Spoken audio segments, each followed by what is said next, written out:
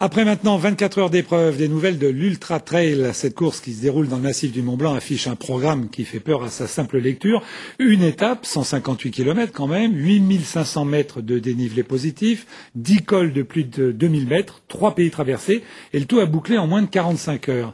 Eh bien, tenez-vous bien, le vainqueur, un Italien, est déjà arrivé. Sur place, Denis Duguay et Didier Albrand.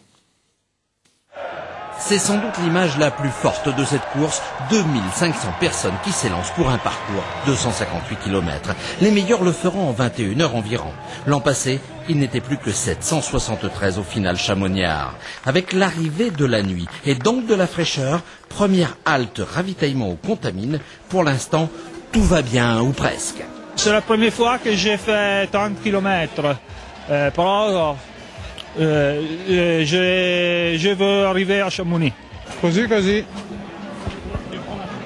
La testa, ne tête. Ça va.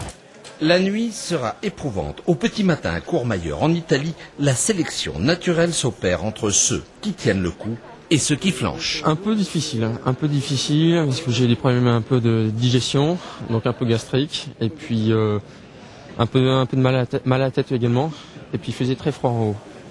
Donc pas très facile à gérer, mais bon, c'est passé. J'arrive plus à rien manger, plus à rien boire depuis Courmayeur, donc je suis complètement vidé et malheureusement je suis obligé d'abandonner.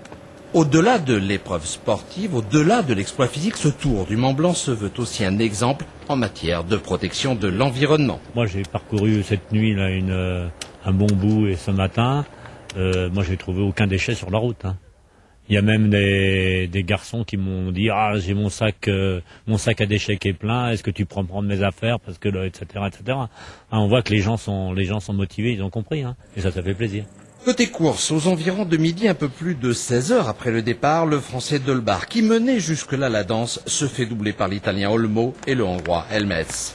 Au col suisse de la Forclaz, 10 bonnes minutes séparent les deux hommes de tête. Mais finalement, c'est avec plus de 30 minutes d'avance que l'Italien de 58 ans va franchir la ligne d'arrivée.